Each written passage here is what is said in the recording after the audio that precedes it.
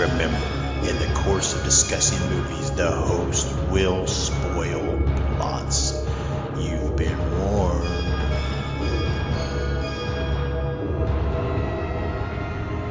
Listen to their screams.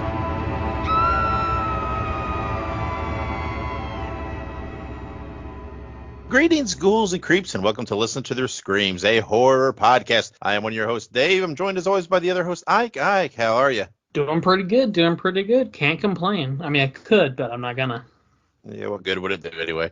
That's right. Well, it's we're here. We're gonna talk Gremlins this week on this episode. We're gonna talk about Gremlins 1, Gremlins 2, and we're going to review the first two episodes of the Secret of the Mogwai series on Max that just came out. But before we dive into that, Ike, let's talk just a moment about Creepypasta, because I know we both watched that on Screambox. It came out just the other day, actually 2 days before as this is being released. It came out on May 23rd. I know you were looking forward to this. You were excited about this. This is right up your alley. What'd you think about Creepypasta? Yeah, absolutely. Yeah, we talked about it briefly last week because I know it had recently kind of gotten a release date and everything else on Screambox.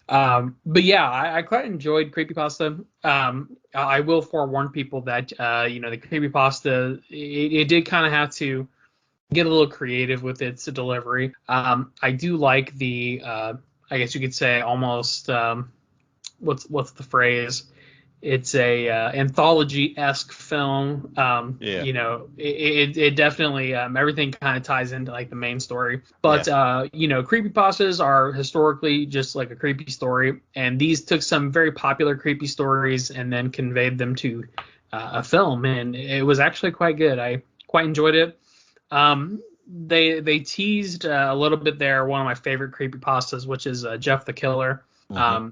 They didn't really do much with him because he was just like the guy that was like on the ground behind the main character, basically, who was acting like he was dead. But I can't say too much bad about it. I will say it did seem a little low budget.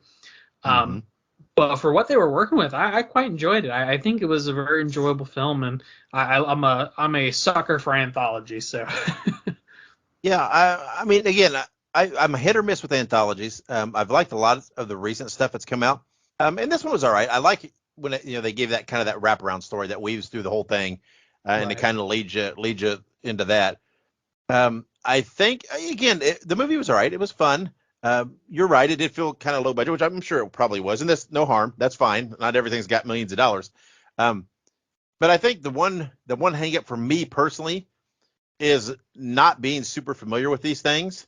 And these stories and some of I think parts of it maybe I didn't catch as well as someone who was more familiar with it would, right? There was things that maybe I wouldn't have seen that someone who was familiar with some of these are, and that's probably right. That's probably the intent. It's probably not intended necessarily for someone who has very little familiarity with these things, right? But it was still all right.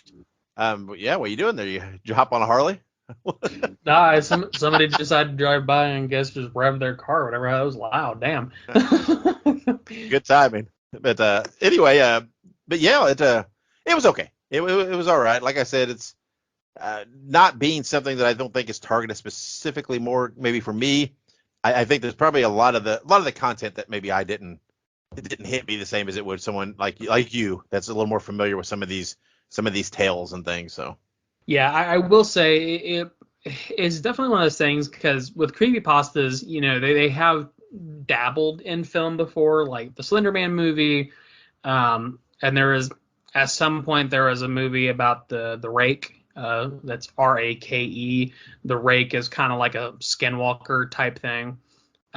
So yeah, I mean they have kind of dabbled in film before with some other subjects, but I think this is the first time that they explicitly sat down and said, let's make specifically a creepypasta movie, because some of those other things like skinwalkers, that's kind of a pretty high value pop culture item.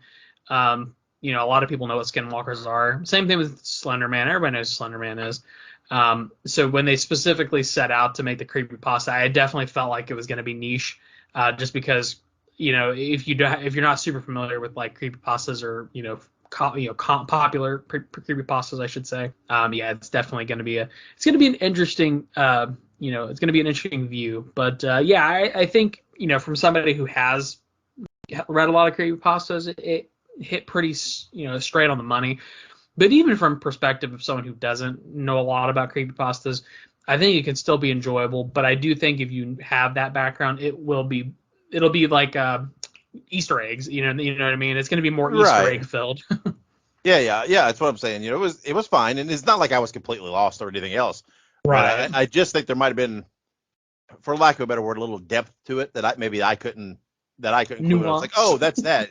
Yeah, I mean, but so I know this wasn't really on the agenda to review this or whatever else, but since we've kind of talked about it a bit, you want to throw a rating at this thing, and let's just do Sure. it.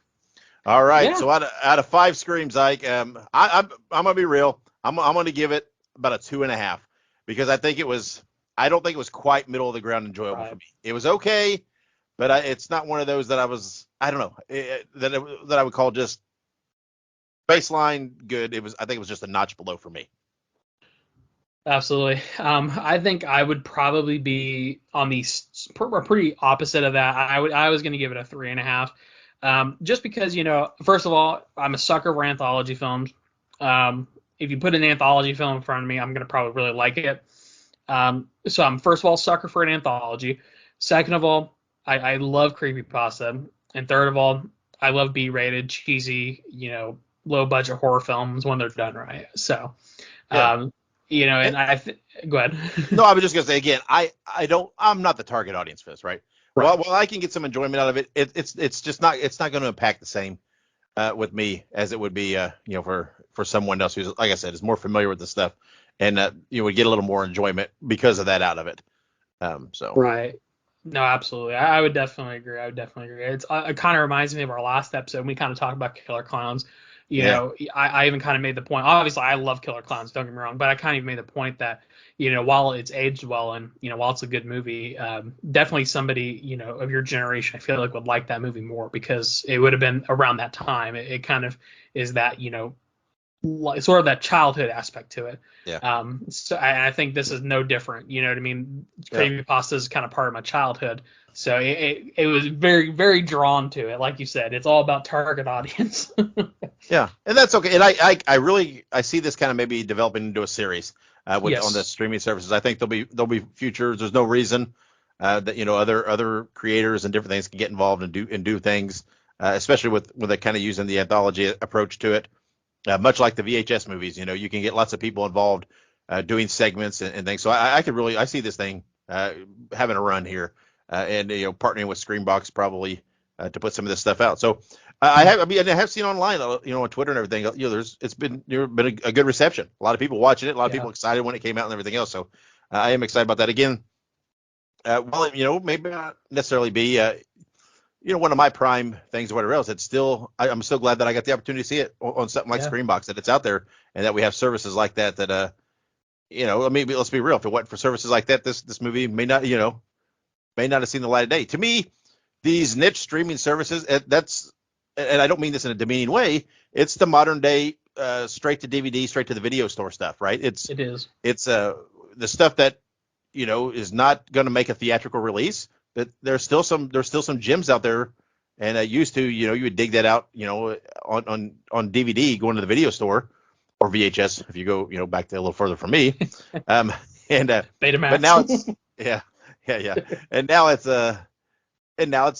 the streaming stuff, right? That's what you're getting, some streaming content that's kind of the modern day equivalency of it, and it's I do that. I liken that a lot, right? When you're scrolling through streaming services and like, oh, what's that? I'll give that a shot. I'll watch that. It's the same as strolling through a video store and saying, oh, that looks cool by the cover. I'll rent that and give that a shot. Same concept, right? It's the same ideal.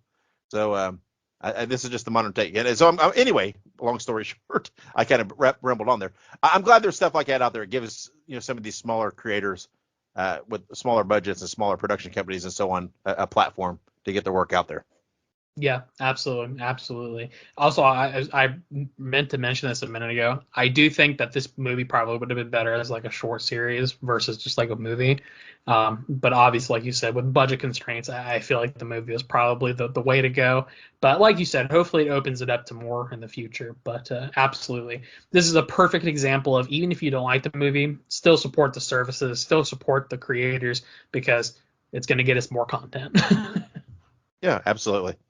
Um, but I didn't watch a whole lot else besides I did a rewatch through of all the Nightmare on Elm Street movies as we approach next episode where we're doing our Nightmare anthology. We'll talk more, our Nightmare review. I'll talk more about that in a little bit.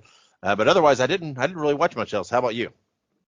Honestly, no. After I rewatched the Gremlin movies on or on Max is what it's called now.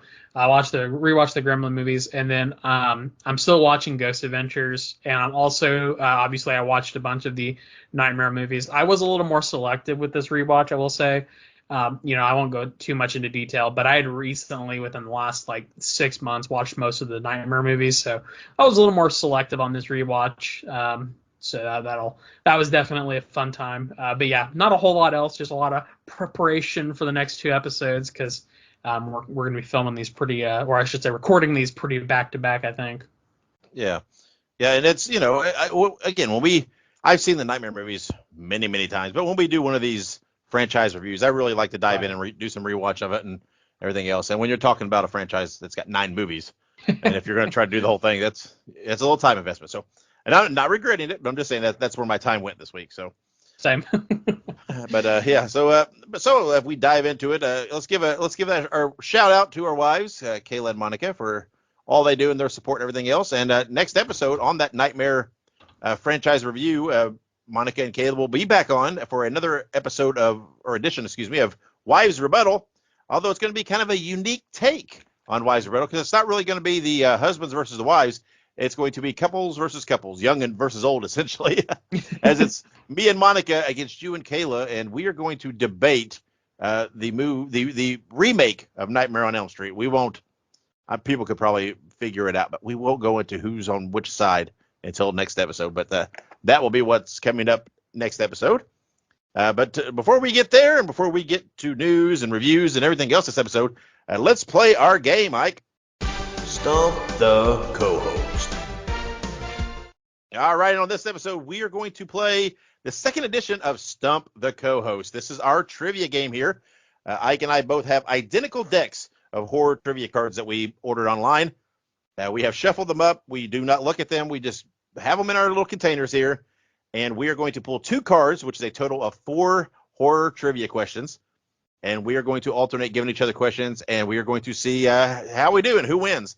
And at the end of the year, when we do our year in review episode, we will tally everything up and see who was the yearly trivia champion for the show. We'll see how this goes, though, because first round, out of 4 questions, Ike got a 3, I got a 3, so we had a draw. So maybe we won't crown a champion. Maybe we'll just, maybe it'll be a draw. But we got a long way to go before we get there. So let's see what we got. Ike, have you got your cards ready? I got them ready. All right, I'm going to start you out. Here we go. Here is your first question for this week. What are the names? Oh, Ike, this should have been my question.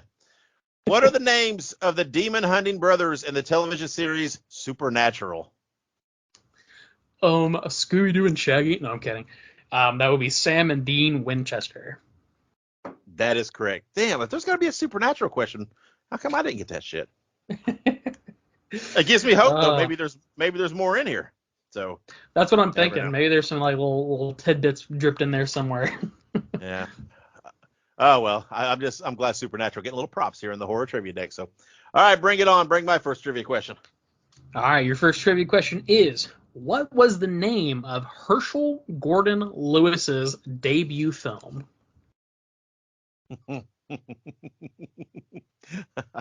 I don't know. I have no idea. What is it? I don't think I've ever heard that guy's name or the movie. It's called Living Venus. Living Venus. Okay. No, I haven't seen that one. Maybe the depth of my knowledge is not where it should be to be playing this game, but we'll see. So says the guy that's co-hosting a horror podcast. That's not good. Right. Here we go.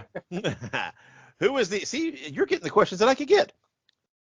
I will tell you that you got it on the other. Never mind. There is a queued up question for you on this other card, probably. Here we go. Who is the actual father in the movie Rosemary's Baby? It was the devil, wasn't it? Yes, it would be Satan. Satan. We'll call it. Lucifer. Oh no, I'm down 2-0 now. And like I said, this one on this other card, I'm pretty sure you'll get it. All right, so I got to go for it here. I got to get everything else. Bring it on. What's my second question? All right, this one you'll get. This 2001 remake that stars Matthew Lillard prompted film critic Roger Ebert to claim the movie was literally too painful to watch. I'm going to guess it's 13 Ghosts. That is correct. All right. I'm back in the game. He's Briefly, back up like I said, I'd be very surprised if you do not get this question. Here we go. Your third question is, what is the name of the evil company in the Resident Evil movie franchise? Oh, come on. That is easy. That would be the Umbrella Corporation. Yes. Even I would have gotten that one. All right. Easy so peasy lemon squeezy. I cannot miss one because I have to get both of these just to have a hope of even tying you. So yeah, I think you'll get one of these. But one of them's a little. Don't put pressure on me like that. All right, you ready? Yeah, go ahead. All right. So, okay. So this one is this 1963 film features killer carnivorous plants and an unusual meteor shower that blinds most of the population. Wow.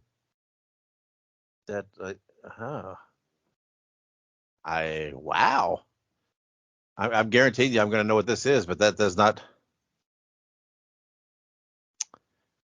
You know what? I don't know. That doesn't even click with me. What movie is that? I'll tell you. I've never seen this or heard of it. It's called The Day of the Triffids. Oh, me neither. See, why am I getting all these deep ones that I can't?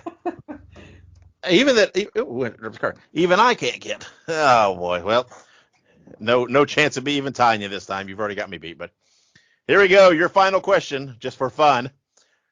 This is, quote, trust is a tough thing to come by these days, unquote. Name the movie. Yeah, I have no idea. Let me throw out a random guess here. Trust is a hard thing to come by. Yep, these days. These days. I don't even know. I'm trying to think of like what movie that would be. Do I know this movie? Yeah, probably not super well, but maybe not well enough that a quote would jump out at you. But yeah, I don't know. Halloween. No, it is from The Thing. Yeah, no, I have seen The Thing. I do love The Thing, and I like the remake too. But yeah, I would have never got that. All right. Now it's time for your last question. Now, this one's a 50-50, okay? Now, you could get this or you could not. But which franchise has the most sequels, Saw or Children of the Corn? Jesus, motherfucking Christ. I'm going to guess Children of the Corn. That would be correct. Yeah, only because I know Saw is, if you're just counting sequels, there's 8 sequels so far, right? 9, right? Because we're coming out with Saw 10, right? Yeah, but I don't know if that would have been. Yeah, I guess that's true.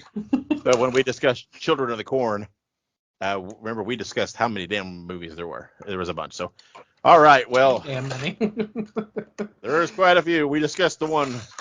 Well, it wasn't really a sequel per se, as a remake, but. All right, there you go, Ike. You took round 2 of Stump the Cohost, so you're up. 1 win. You have 1 win and 1 draw, and I have 1 loss and 1 draw. You're gonna have to have like a boxing record. Yeah. Wins, losses, and draws, TKOs. Yeah, and I'm a little upset that the supernatural question popped up, and it was not for me. Come on. So. All right, let's pause. Let me pout for a little bit. And when we come back, we're going to discuss birthdays and movie anniversaries. make sure you subscribe to listen to their screams on your favorite podcast platform. Also, make sure you look us up on social media. We're on Facebook, Twitter, Instagram, Letterboxd, TikTok, and Slasher. All you have to do is look up Listen to Screams. That is Listen, the number 2 in Screams, and you can find us there. Also, make sure you go and buy yourself a Listen to Their Screams t-shirt. You can find all of our shirts at tinyurl.com/Screams Shirts. And we are back with some news. Not really news. It's more like birthdays and anniversaries. There's no real news this week. What are we talking about? So, upcoming birthdays. All right. So we got some good ones this week. Honestly, these are like some really big names. Honestly, not this first one. I mean, he's cool and all, but so we have Jamie Kennedy, whose birthday is May 25th, 1970. You would know him as Randy Meeks from the Scream franchise. I have seen Jamie Kennedy in person. I saw him at Pensacon during a panel, so he's walking around. So I have been in his presence, so that's a fun fact. May 26, 1975, we have Nikki Acox, which is from Jeepers Creepers 2 and Supernatural. Who is she in Supernatural? She's the first Meg. She's the one with short blonde hair early in the series. Nikki Acox is the one that just passed away here earlier this year from cancer. So that's right. Well, yep. She will be missed. I do remember her. her. And then, of course, these are great. Didn't know they all had birthdays so close to one another, but yeah, this is a big trilogy here. It really is. So you have May 26, 1913, the legendary Peter Cushing from the Hammer films, and of course he is Grand Moff Tarkin in the Star Wars franchise. Obviously, a incredible talent. But yeah, I mean, I know him as Grand Moff Tarkin mostly, but I'm sure, Dave, you've probably seen him in the Hammer films a lot. Oh yeah, yeah, he was great. I mean, he's a great actor, and I love because he's always said there was always a question of why he did Star Wars, right? Because here he was this big established proper actor and everything else, and he's like, well, because I read the script, he said I thought, you know what, my kids and grandkids would like to see me do this, so I thought it would be fun, and I'm like, I love that. That's just such a cool approach to things, and paid off for him, right? I mean, it's a legendary role. It really, really is. But awesome. Peter Cushing, obviously he is now passed, probably a good number of years ago. Yeah. 1913 was a hell of a time ago. And then, of course, May 27, 1922, another just absolutely legendary and epic just person in general. Such a cool person. Christopher Lee from the Hammer films as well, but also Count Dooku from the Star Wars prequel series. Christopher Lee is a legitimate badass. I mean, he was in the military. I mean, this guy literally has done everything. Yeah, and while Bela Lugosi is visually the most influential Dracula of all time, on screen, Christopher Lee might be the best, though. He might be, as far as acting and presence. And that's not taking the physically, he looked great too, but I mean, he was spectacular in that role. Right. I mean, because like you said, Bela Lugosi kind of has that legendary sort of what's the word I'm looking for? He was the first. You know what I mean? So he has sort of that legacy standing. But I would agree. I think if I had to choose between the two, I do prefer a Christopher Lee presentation on screen in terms of. Yeah, I believe he actually played Frankenstein in some of the Frankenstein Hammer movies too, as well. I mean, he played multiple roles. But he's done several. What was that I just saw him in? I don't recall now. Never mind. He was something in, I just saw him in recently. He was in The Howling too. Have you ever seen that? Oh, movie? No. Yeah. But he was in Gremlins. One of the Gremlins, the Gremlins 2. And we just watched. He played the one scientist doctor guy that was upstairs with the twin dudes. That was Christopher Lee. Huh. Interesting. I guess I didn't remember that. I rewatched those movies, but man, like I feel like I missed so much. But all right, and this one again, literally legendary. May 27th, 1911, Vincent Price. Yeah, I mean, we really didn't list any roles because there's just so many. I mean, he has done so much, and he was he's kind of like Elvira and some of these others as just a face of horror and creepy and spooky stuff. You know, of course, did the intro for the Thriller, Michael Jackson's Thriller song. That's him, and just all the roles in House, you know, the original House of Wax and all these other things, and it did so much. I mean, Vincent Price, I'm 99% sure was in some of the original Scooby-Doo cartoons, and you know, the name is just legendary, and by all accounts and everything else, just one of the most genuine, sweet people that ever walked the earth. So. Absolutely, absolutely. I was just looking at his IMDb just because I mean it's lengthy, obviously. Yeah. But he was in Edward Scissorhands only Yeah, 3 that's years right. before he passed. Yeah. Yeah, and I just recently saw a picture for the first time of Vincent Price with some of his grandchildren at Disneyland or World or whatever, whichever which, riding in like the teacup ride or whatever. And I'm like, it's just such a such a funny picture to see, but it's like that. I mean, that's him. That's awesome. I love that. Oh Lord, wow. So apparently May is the month of like legendary birthdays for horror apparently. So I'll keep that in mind. And then to just make that even better, we have some fantastic anniversaries for movies. May 25th, 1979, we have Alien, the original Ridley Scott. I mean, one of the best, I would say, sci-fi horror movies, if not the best sci-fi horror movie of all time. Alien is just oh man, I love Alien. Such a good movie. Yeah, it is. I mean, it's Alien and Aliens is one of those the great 1-2 punches of franchise, you know, history. I mean, it's just they're both so good. And but yeah, it's an iconic movie. I haven't watched it in a Perhaps while. I was gonna say I haven't watched this in a while, but perhaps a hot take. I actually think I like Aliens better than I like Alien. Yeah, I don't think that's too hot though. I think there's quite a few people that I've heard a lot of that like the second better than the first. And I don't. Yeah, I mean, man, I don't know. They're just neck and neck with me. They're two of those movies that you just need to watch together. They're just so good to I watch them agree. both. No, So. absolutely, I agree. I'm the same way with the Terminator movies. I like T2 better than I like T1, but Yeah, you know, here's my thing. I love the first one, but man, that second one, because I was at the age where I was starting to go to movies more, you know, getting to go by myself some, you know, and a freaking, you know, a Guns N' Roses song comes out and there's a video showing clips and then I was like, you know, I was so caught up in the marketing and at that time. So yeah, Terminator 2 has such a soft spot in my heart for nostalgia purposes. absolutely, I love T2. I don't know, I like all of them, but T2 is the best in my opinion. But anyways, we're not talking about Terminator. Although I would No, say Terminator, I would say almost counts as a horror movie. I would say that it's on that could bridge of be. like apocalyptic almost. But Yeah. in any case, we we also have May 27, 1988, Killer Clowns from Outer Space, which we reviewed last episode. Obviously, Killer Clowns is probably one of the most foundational like films of the 80s.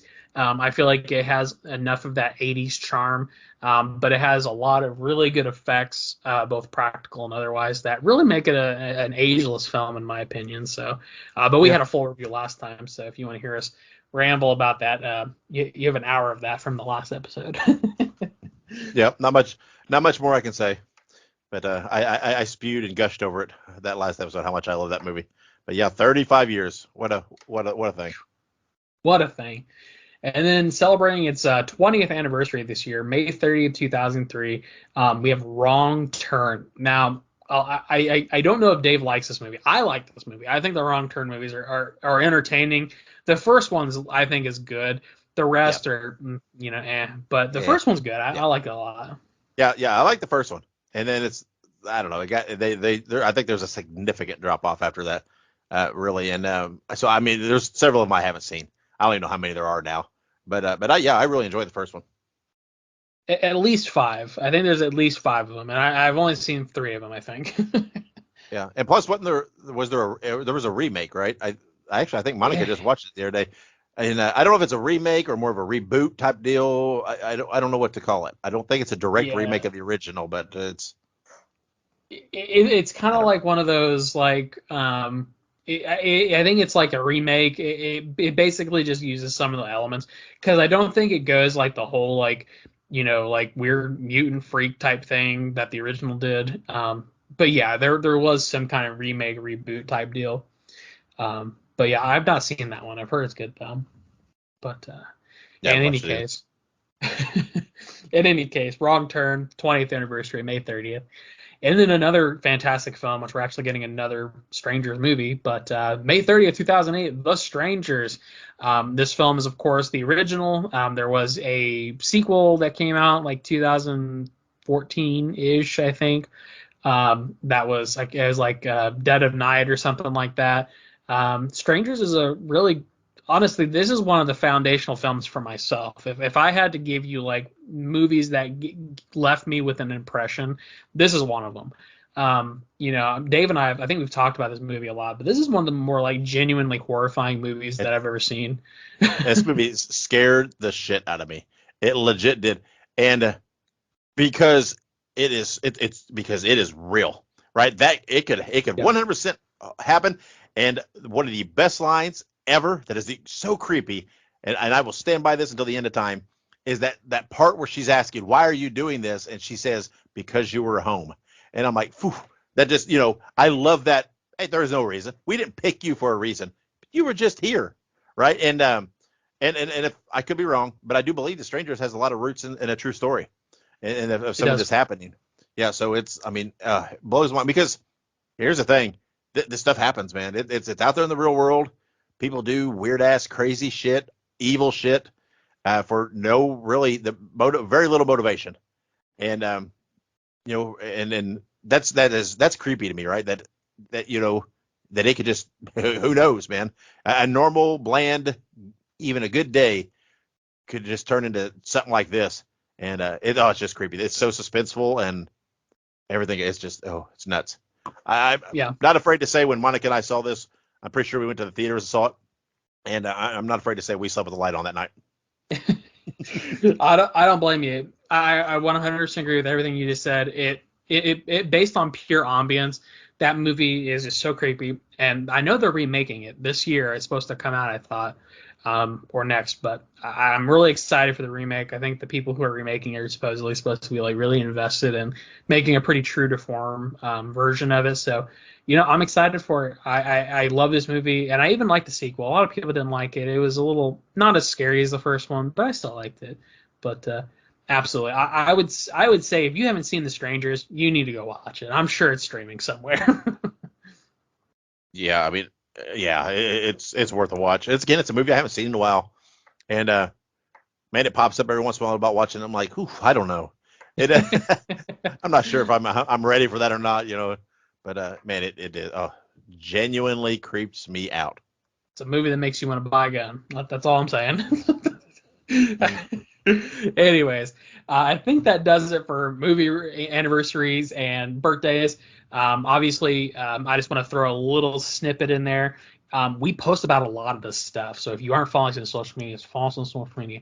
Anyways, Yeah, we post yeah, about this yeah, shit all the time, man. yeah. I mean, pretty much all these birthdays and anniversaries that we bring up in the episode. Yeah, we put it up on social media the day of, and then try to keep it out there. I like doing that. Right? Yeah, I like us. Reminding people because it starts good discussions, right? A lot of people will be like, oh yeah, I love that movie. I haven't seen that movie in a while, and blah blah blah. It's cool. So, but yeah, everybody should definitely follow us on social media because you get all this and more spread out every day. that is absolutely right. But all right, I think that pretty much does it for now. When we come back, we are going to do our review of the Gremlin franchise, ending with the first two episodes of Gremlin Secrets of the Mogwai, so stick around. Listen to Their Screams is now a Fangoria collaborator. Get 20% off your order at shop.fangoria.com by using the promo code LISTEN2SCREAMS at checkout. That is listen, the number 2, and screams. Or you can click the link in the show notes. All right, and we are back, and it is review time, and we're going to discuss the Gremlins franchise. And franchise is kind of a loose word. There's only been 2 movies now, and so far 2 episodes of an animated series. But we're going to lump it all together and talk about it all um, in celebration of the release of Secrets of the Mogwai. I'm very excited about this, and we're going to talk about that. But we're going to talk Gremlins and Gremlins 2. We'll review those, and we'll rate those 2, and then we'll just discuss the first 2 episodes of Secret of the Mogwai. But the first movie, Gremlins, was written by Chris Columbus and directed by Joe Dante. It was released in June 8th, 1984, had an $11 million budget, and it had a box office worldwide of $212.9 million. That is good for the number 4 movie of 1984. It was huge. I lived it at that time. It was monumental. Gremlins was everywhere, and it was merchandised everywhere, and it was amazing. Starring Zach Galligan as Billy, and Howie Mandel, who did the voice of Gizmo. A lot of people don't realize that, but Howie Mandel was Gizmo in this. And it draws a lot on the legends of folkloric mischievous creatures that cause malfunctions in the British Royal Air Force going back to World War II. And those guys, they called them gremlins. That's what they dubbed them. They had there's a lot of tales of that. So this kind of spins out. Of course, it's not a lot of strong root in that, but that's kind of where some of the ideas sparked from. And Chris Columbus wrote this movie, and when he wrote it, it was very, very dark and much more graphic and horrific. Steven Spielberg came on to executive produce it and kind of told Chris Columbus to tone it down just a bit so they could get the rating down and make it a little more family oriented. And it was probably a good call because kids were hooked on this, and I think that helped it for the 212 million box office it did. So, Ike, let's discuss the first Gremlins. To me, this movie is one of the defining movies of my childhood. I love this movie. When this movie came out, I was 8 years old, not even 9 yet. I was almost 9, and I went and saw it in theaters. I had Gremlins toys. I had Gremlins stuffed animals, figures. Who knows what else? I don't even know what else. I had so much stuff. I loved Gizmo. I was scared to death by the Gremlins and Stripe and his gang. And this movie, that it's set at Christmas time, just added to it for me. It felt very exotic because, you're playing into some of these Chinese magic and traditions and everything that tied into the Mogwai and the story. And I loved the guy's dad in the movie, being an inventor, coming up with these wacky inventions, trying to sell them. He was such a fun guy. This movie is one of my favorite movies of all time, and I absolutely love it. It is stellar. The effects are so good. They look so good. It's fun. It's got some comedy in it, but not so much that it makes it hokey to me. It's got some scary, suspenseful stuff and some a little bit of minor jump type scare type things, but not so much that it's over the top. As a kid, it's kind of scary. Yeah. But I love it. I think it's a great movie, and I enjoy it so much. So what do you think of the first Gremlins, Like? Yeah, I honestly would have to agree. I think this is also one of those, like, it's weird because it's like when I think about some of like the earliest like, I guess you could say, quote unquote, horror movies that I ever saw, Gremlins was one of the first. I mean, realistically, Gremlins is a PG-13 movie if I remember correctly. I could be misremembering that. Well, I'm not sure. I'll look it up. Yeah, so let me know if it's. I would guess so. But I'm gonna laugh if it's like a rated R movie. no, it's PG. Okay. PG. Yeah. So it's a PG movie, but I would agree. Gremlins 2 is PG-13. Ooh, but but Gremlins, yeah. So let me preface it by saying that this is a Christmas movie to me. Every Christmas, me and my wife, we watch this movie. When I first watched this movie, I thought the same thing. I was like, wow, this feels like a Christmas movie, and I loved it. And it is something that I do rewatch yearly. Gremlins is one of those movies that holds a lot of nostalgia because, like I said, it's one of the first really like scary horror-esque movies that I ever saw. That wasn't like your traditional like slasher movie. This was more like a subtle scary, and I love Gizmo. Gizmo is super adorable and probably one of the cutest things ever. I even had a cat named Gizmo at one point, because it had the same coloration, and the acting in this movie, it was just felt so genuine and so hilarious, and it was just, oh man, I cannot express how joyful I am watching this movie, because it isn't even necessarily a matter of like how good was this movie. It was just a matter of this movie is so enjoyable, and it's just one of those, like, it just makes you happy. You know what I mean? It has a feel-good ending. The story is very, very easy to follow. It's not some super crazy, like, outrageous story. It's not convoluted. There's not all these little plot holes and everything else. It's just a fun, family-friendly horror movie, genuinely. And you can't really say that about a lot of horror movies. A lot of horror movies aren't family-friendly, but this one is. And I always tell my wife, when we have children, this is going to be one of the first horror movies, if and when we have children, it's going to be one of the first horror movies I introduce to them, because it gets them into the horror spirit without it being like some violent cacophony of horror. So absolutely, I love Gremlins. I could go on for ages about Gremlins because I loved it. And even Stripe and the gang, I think they're kind of funny. They're smoking and drinking and playing pool, and it's just funny because there's these little things, but they're deadly. Yeah, they each have their own little bit of personality and stuff. It's great. It is, like I said, it is one of the most enjoyable movies of all time. I just cannot see how anybody could watch this movie and not enjoy it. And it's because it is such a fun movie. And it is, and again, and then you add on top of that the whole level of nostalgia for me. I mean, it's just, again, it is right up there as one of my favorite movies of all time. So before we dive into the sequel, let's rate Gremlins. And I'm going hard with this one. I'm going strong. Gremlins to me is a flat out 4 out of 5. No questions asked on this movie for me. Yep, I do have to agree. 4 out of 5. This isn't a middle of the road movie. This isn't even slightly above a middle of the road movie. This is I would say, a pioneering movie and sort of the lighter side of horror. And if you're looking for a movie that's not super, like I said, not super scary, not super bloody and gory, watch Gremlins. It's fantastic. Absolutely is. And that brings us to the second one, Gremlins 2, The New Batch. It was written by Charles S. Haas, directed by Joe Dante. It was released June 15th, 1990. It had a budget of, they estimate about $50 million. Everything you look online, there's not a hard number. They say it's somewhere in the 30 to 50 million, but most people believe it was probably closer to the 50 million. And it only had made 41.5 million in the box office. That still put it at 31 of the top movies for 1990. It again starred Zach Galligan as Billy. Howie Mandel was back as the voice of Gizmo, and this movie had so many people in it that had just small little roles and cameos. I mean, we talked about Christopher Lee being in it. Hulk Hogan had a weird cameo in it. And several things like that. I got to say, man, that as much as I love the first one, man, I am not a fan of the second.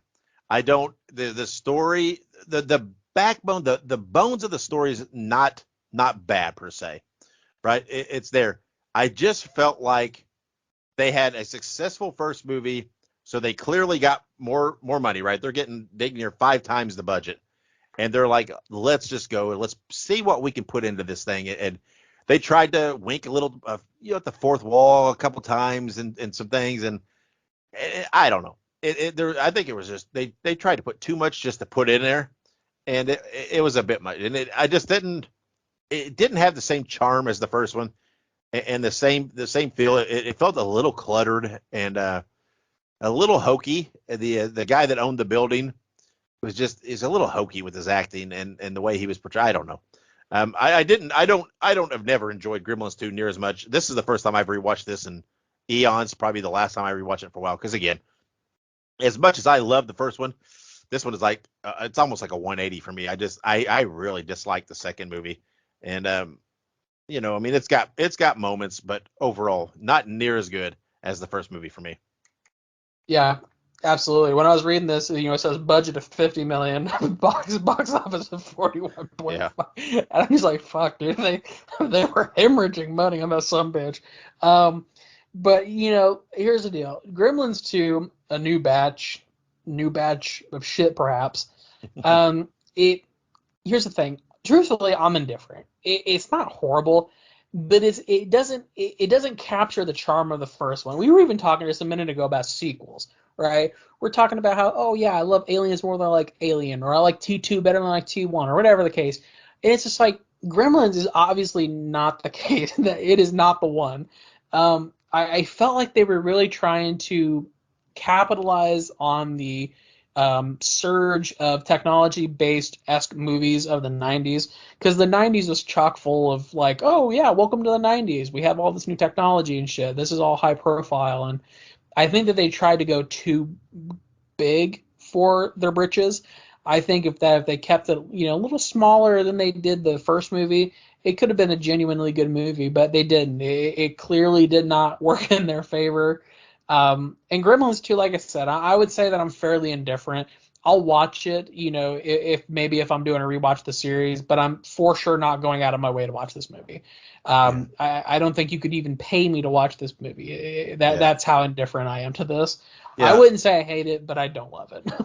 Well, I think there's some distinct issues with it. I think they underestimated the story of the first one and the appeal of it, and they thought, oh, everybody loves Gizmo and everybody loves the Gremlins and that part of it, and they're like, so let's just throw a shit ton of that in there, and it'll be okay as long as we got a lot of crazy, chaotic gags, and there has to be a balance there, right? Because the first one's got a wholesome, fun little story to it, and this one, again, the backbone of it is it's not that bad an ideal if they had just toned it down a little more. And again, this one they don't really have, it's not really, there's any creepiness, right? It's not near as creepy. It's much more targeted towards the children, obviously, that love, the first one in the Gizmo.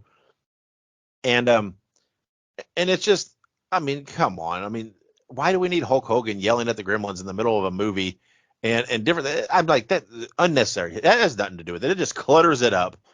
And then I think there's the big, I would like to know why, and maybe there's a story, but why did it take 6 years to do a sequel?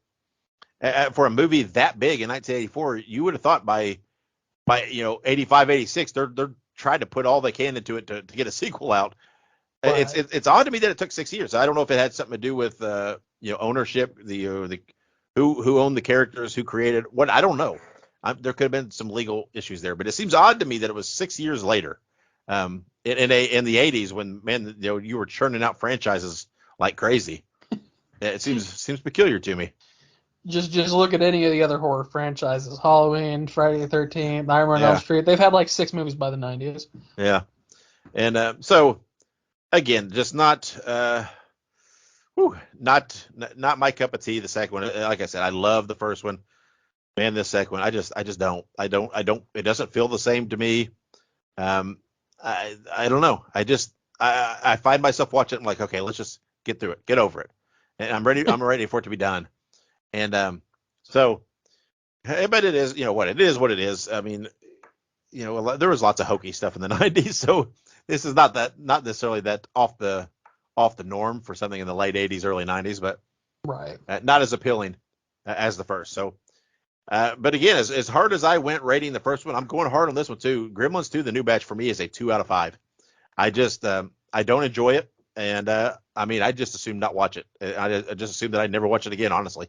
And it hurts me to say that, as much as I love the first one, but it is the truth. So I'm going to give it a 2 out of 5 screams, Ike, for me. Yeah, for me, I'm going to go only slightly higher just because I do appreciate some of the cameos in this. I'm going to give it a 2.5 out of 5. It isn't middle of the road. It's just below middle of the road. It's enjoyable, kind of, sort of, but it's definitely not a movie I'm going to go out of my way to watch in any situation. So 2.5 out of 5 for me. So, all right, we've talked the movies, we've rated those. Now let's discuss just a bit. We're not going to review this because this is we don't really give ratings to TV series. And besides, there's 10 episodes in this series, and we've only seen the first 2, so we can't really give it a fair rating. But Gremlins: Secrets of the Mogwai was released on Max on May 23rd, 2023. The first 2 episodes are out now, and the remaining 8 episodes are going to be released weekly. It is set in the 1920s Shanghai, East China. And this serves as a prequel to Gremlins that tells about how 10-year-old Sam Wing met Gizmo. I had no idea what to expect from this, right? Because, number one, I love animation, and I love Gremlins. And I'm like, okay, so we got those components there. And I understand it's a prequel. I could tell from everything that it was going to be set much before the first movie. But I thought, I don't know, how's this going to work, right? Is this going to appeal? I have to say, after the first 2 episodes, man, I love it. It has a lot of the charm of the first movie, and so far it's working for me. I like the settings. I like the time period. I love the grandpa in it and his adventurism and his belief in magic, which is the contrast to the parents, which are very kind of vanilla, boring. Just play it safe. And then you have the kid who's kind of caught in the middle, right? Who clearly has that childlike wonderment of wanting to go out there and see things and explore things, but yet he has that fear that's kind of instilled in him by his parents. And but anyway, so far out of the with the 2 episodes, I think it's great. I'm highly enjoying it. I'm looking forward to seeing more. It's fun. It leans heavy into the magic aspect of the Mogwai and everything else, which is fine because if you look at everything about the Mogwai and everything from the other movie, there's clearly magic involved, right? Because you have this creature, if it gets wet and it spawns into all these other things, that's not natural. So but it's fun, and so far we haven't really even got to a lot of meat things, right? We haven't really seen a whole lot of the gremlin side of things and different things, so that's still to come. So I think that's exciting. But like I said, so far I'm really enjoying it. Like, what are you thinking?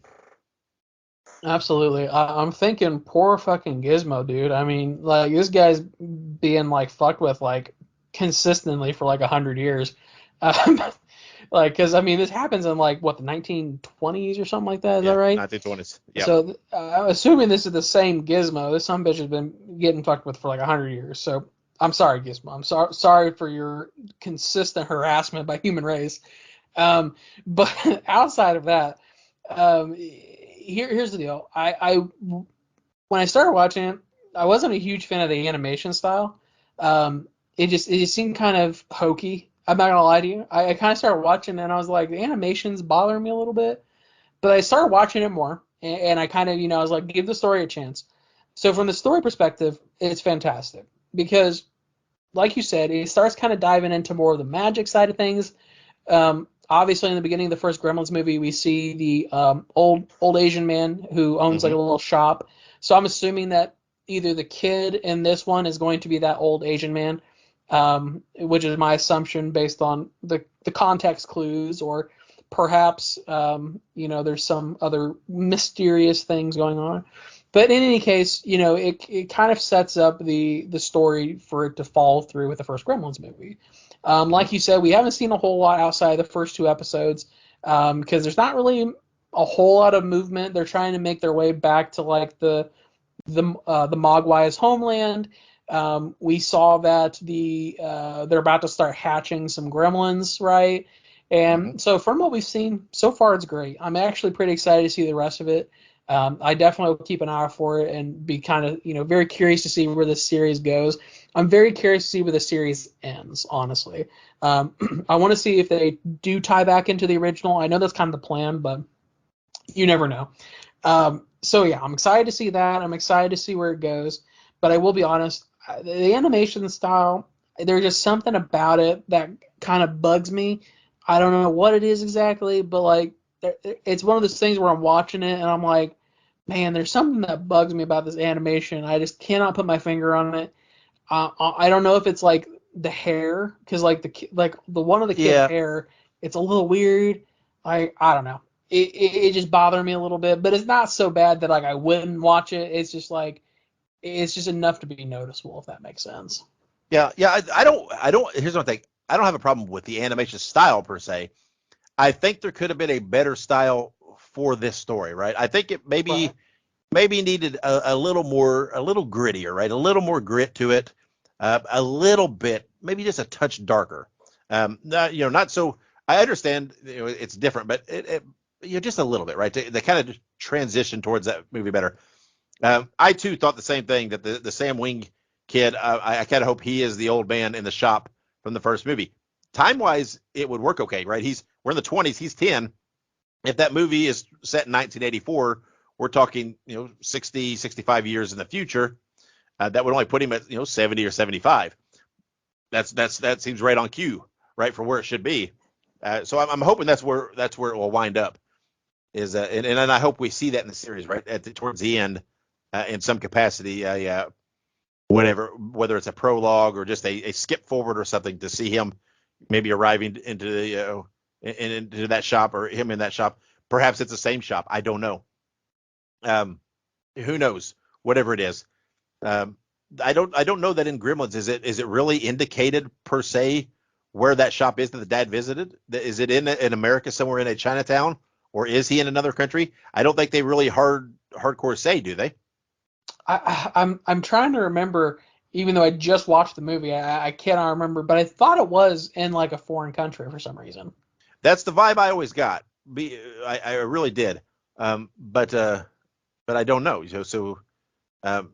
But either way, I feel like that's where it's transitioning. That the Sam, that's who he'll be, and I hope so, because I kind of want that link, and I don't know whether they will get us there immediately in this series, because if they want to do more seasons than one, they don't want to close it completely, or maybe in the next season or two it'll be a time jump, right? It'll be a little further into the future. There's lots of things they can do with it. And but again, I enjoy it. It's fun. I'm invested enough that I'll see it through. I'll continue to watch it and finish it up, and hope that I hope that it adds to the Gremlins lore without I don't know what's the word I'm trying to say, without completely trying to overwrite it, make it something totally different, that it links really well to what exists.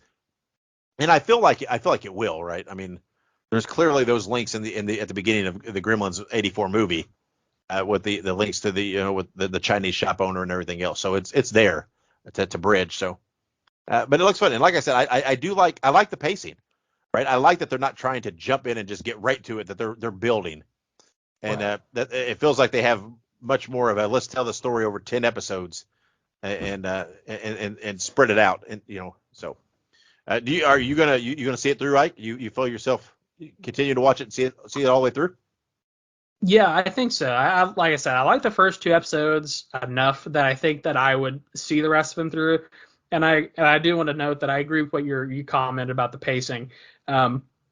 Just for context, the first full episode, I'm pretty sure, was just backstory on like the Mogwai and the family. Yeah. And then the second episode, it kind of starts getting more into the action. But even then, it's only kind of like the latter half of the episode, so it's not even like the full episode. So I do like the pacing, like you said. They're not just jumping in, just fucking balls to the walls, just go for it. They're taking their time, creating a universe, if you will. Yeah. So yeah, I'm pretty stoked. I'll probably see it through as soon as the other episodes come out. Yeah, I enjoy it. So I recommend anybody that enjoys the Gremlins movie. And likes animation, doesn't have a problem with it. I know some people really don't like animation. That's Right. their thing. I do. I love animation. I watch a lot of anime stuff. But anybody that likes animation and likes the Gremlins, I would advise them to go out and give it a shot. It's fun so far, and I have a lot of faith that it'll continue to be so. So, but that's kind of our take on that's all there is really in the Gremlins world so far. But we'll see what happens with this, right?